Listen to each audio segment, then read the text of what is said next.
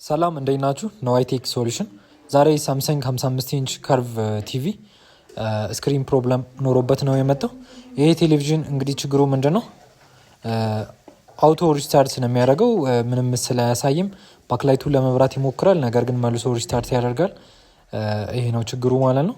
ስለዚህ እሱን እንዴት እንደምናስተካክል አሳያችኋለሁ። እነዚህ ቴሌቪዥኖች ምንም የሚታሰሩበት ቢቴ ወይም ቡለን የለም። ልክ በምታዩት መልኩ በፊርሞ ነው የታሰሩት። ስለዚህ የምንከፍተው በዚህ መልኩ ካቻቢቴ እያስገባችሁ ፊርሞውን ወደ ላይ በመሳብ ነው የምታስለቅቁት ማለት ነው። ቀሽቀሽ እያለ ይለቃል። ልክ በዚህ መልኩ ይለቅላችኋል ማለት ነው። በጎንና በጎን የካቻቢቴ ማስገቢያ ክብ ክብ ነገር አለው። እሱ አስገብተን እንድንፈለቅቅበት የተቀመጠ ነው ማለት ነው።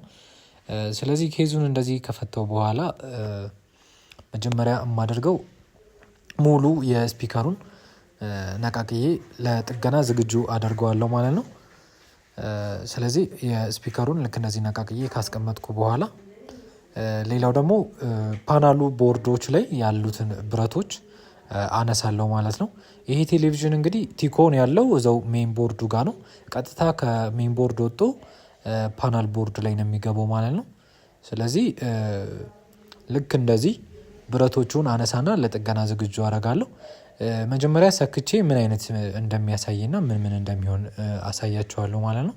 ፓወር ሰጥቼ ስለዚህ ልክ እንደምታዩት በጀርባ በኩል ባክላይቱ ይበራና መልሶ ይጠፋል ማለት ነው። አሁንም ይበራና መልሶ ይጠፋል። ኤልኢዲ ላይቷ ደግሞ ብሊንክ ታደርጋለች ማለት ነው። ምስል ምንም የለውም፣ ዋሽድ ነው የሚያሳየው። የባክላይቱ ብርሃን ብቻ ነው የሚታየው እንጂ ስክሪኑ ምንም ነገር አይከፍትም ማለት ነው። እንደዚህ አይነት ችግር እንግዲህ ብዙ ቴክኒሽያን የሚመስለው የባክላይት ችግር ነው። ነገር ግን ይሄ የባክላይት ችግር አይደለም፣ የስክሪን ችግር ነው። እነዚህ ቴሌቪዥኖች እንደዚህ አይነት ኤረር ሲኖር ቀጥታ የሚያደርጉት ምንድነው? ሎክድ ያደርጋሉ ማለት ነው፣ አይከፍቱም። ስለዚህ የመጀመሪያው እርምጃ እንግዲህ ምንድነው የሚሆነው? ይሄ 4 ፓናል ቦርዶች ነው ያሉት። ስለዚህ አንዱን ፓናል ከመጀመሪያው ጀምርና አላቀቄ ለውጡ ነው ያለው። ልክ በዚህ መልኩ ማለት ነው። ኬብሏን አላቅቄ በማየው ጊዜ አሁንም ዋሽድ ነው፣ ምንም ያመጣልኝ ለውጥ የለም። ስለዚህ የማደርገው እንዴት ነው? አሁን ደግሞ በዚህኛው ሳይድ ያለውን አንድ ፓናል አስለቅቅለታለሁ ማለት ነው። ይህን የማደርግበት ምክንያት ምንድን ነው? ችግር ያለበት ፓናል ሲነቀልለት ምስል ስለሚከፍት ማለት ነው። ስለዚህ አሁን ደግሞ አንደኛውን አላቅቄ ቼክ በማድረግበት ጊዜ የሚፈጥርልኝን ምስል አሁንም አያለው ማለት ነው። ስለዚህ በማይበት ጊዜ እንግዲህ ምንድነው የሆነው? የተወሰነ የሚርገበገብና ምስል ያለው ነገር መስመር ነገር አውጦልኛል። ስለዚህ ይሄ አንድ ተስፋ አለው ማለት ነው። እንደዚህ አይነት ነገር ካሳየኝ የሆነ ተስፋ አለው እንዳለው ነው የሚያሳየው ማለት ነው። ስለዚህ አሁን ደግሞ አንደኛውን ኬብል ቀጥታ ከሜን ቦርዱ የሚመጣውን በአንድ ሳይድ ነቅዬ ነው ቼክ ያደረኩት። እሱን ቼክ በማድረግበት ጊዜ ሙሉ ዋሽድ ነው የሚሆነው። ስለዚህ እዩት፣ እንደምታዩት እዚህ ጋር ዋሽድ ነው፣ ምንም የሚያሳየው ነገር የለም ማለት ነው። ከዛ አሁን ደግሞ ይሄንኛውን አስገብቼ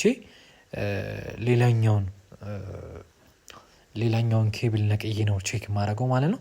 ስለዚህ የስክሪን ችግር ሲመጣ የመጀመሪያው ድርጊታችሁ አሁን የማደርገውን ስቴፕ መከተል ብቻ ነው ማለት ነው። ይሄ ከፍ ዝቅ ማድረጉ ሊያደክም ይችላል፣ ነገር ግን ውጤቱ እና ሳቲስፋክሽኑ አሪፍ ስለሆነ በቃ በዚህ መልኩ ነው የምታስተካክሉት ማለት ነው። መጨረሻ ፋይናሊ ላይ ደግሞ እንዴት እንዳስተካከልኩት አሳያችኋለሁ። ይህን ስቴፕ ግን የግድ መከተል አለባችሁ ማለት ነው። ስለዚህ አሁንም ነቅዬ እንዲቼክ በማድረግበት ጊዜ የሆነ ነጭ ነገር አሳየኝ ማለት ነው። የሆነ ነጭ አይነት ነገር አሳየኝ ማለት ነው። ነገር ግን ምንም ምስል አልከፈተም። አሁን እንግዲህ የቀረኝ ነገር ምንድነው? ሙሉ ኬብል ነቃቀልና ሙሉ ኬብል እሰካለትና በግራ በኩል ያለውን ፓናል ሙሉ ለሙሉ አስለቀቄ አንዷን ፓናል ብቻ በግራ በኩል ያለውን አስለቀቄ ሶስቱን ፓናል ግን ኮኔክት አድርጌ ነው ቼክ ያደረኩት ማለት ነው። ስለዚህ እሱን ቼክ ሳደርግ ደግሞ ውጤቱ ከፍቶልኛል። ነገር ግን የተነቀለችዋ ፓርት እዚህ ጋር እንደምታዩት ጥቁር አድርጋለች ማለት ነው። ሌላው ግን ሙሉ ለሙሉ በደንብ ከፍቶልኛል። ስለዚህ ችግር ያለበትን ፓናል ቦርድ አወኩኝ ማለት ነው። የትኛው ፓናል ቦርድ ችግር አለበት የሚለውን በትክክል አወኩኝ ማለት ነው። ሌላው ይሄ ሶስቱ ፓናል ቦርዱ ጤነኛ ነው ማለት ነው። ስለዚህ ችግሩን በዚህ መልኩ ካወኩኝ በኋላ የማደርገው ምንድነው? የተበላሸውን ፓናል ቦርድ ሾርት መኖር አለመኖሩን እንዲሁም ደግሞ ኬብሉ ጤነኛ ነው አይደለም የሚለውን በኮንቲኒቲ ቴስት አደርጋለሁ። ከዛ ደግሞ ካፓሲተር ሴራሚክ ካፓሲተሩ ሾርት አለው የለውም የሚለውን ቼክ አደርጋለሁ ማለት ነው። እያንዳንዱን እንዴት ቼክ እንደምታደርጉ ከዚህ በፊት አሉ ቪዲዮዎች ላይ ሰርቼ ይላችኋለሁ።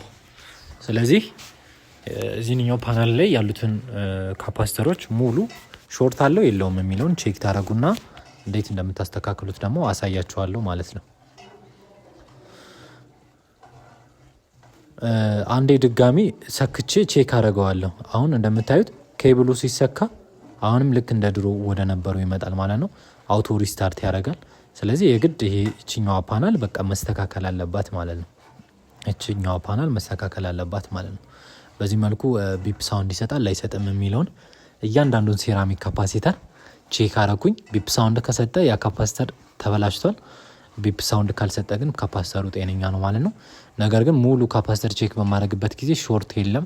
ስለዚህ ውስጥ ጋር የሆነ ቦታ ጋር ወይ ኮፍ ላይ ሊሆን ይችላል ወይ ስክሪን ውስጥ ሊሆን ይችላል ሾርት ፈጥሯል ማለት ነው። ስለዚህ ያንን መስመሩን በመዝጋት መስመሩን በማቋረጥ አስተካክለዋለሁ ማለት ነው። ይሄ መስመር ማቋረጥ ሲባል እንግዲህ ምንድነው የዚህኛውን መስመር ሲኬቪ ስታቋርጡለት ይሄንኛው ስክሪኑ ምን ያደርጋል? ይሄንኛው ሲዘጋበት ከሌላኛው ፓናል ላይ ሲኬቪ ጀነሬት ማድረግ ይጀምራል። ስለዚህ አውቶ ጀነሬት ያደርግና በዚህኛው ሲኬቪ ይጠቀማል ማለት ነው። አሁን የማደርገው ይሄንኛው ሲኬቪ ሾርት ካለው ቲቪውን ሙሉ ለሙሉ ስለሚያጠፋብኝ በፕላስተር አራት መስመር እያረጋችሁ መሃል ላይ ዳር ላይ በተለያየ ሳይድ ትሞክራላችሁ ማለት ነው። ስለዚህ ልክ በምታዩት መልኩ በዳር በኩል 4 መስመር ስዘጋለት ሙሉ ለሙሉ ምስሉ ከፈተልኝ ማለት ነው። ስለዚህ አሁን እንግዲህ ይሄ ቴሌቪዥን እየተጠቀመ ያለው በአራተኛው ሳይድ ያለውን ፓናል ሲኬቪ ስለዘጋውትኝ በሌላኛው ጀነሬት ከሌሎቹ ሲኬቪ ጀነሬት አድርጎ ነው እየሰራልኝ ያለው ማለት ነው። በዚህ መልኩ ቲቪውን ወደ ኖርማል ስቴት መልሼዋለሁ ማለት ነው። እንደዚህ አይነት ቪዲዮዎችን ቀጣይ ይኖሩኛል። ይመቻችሁ።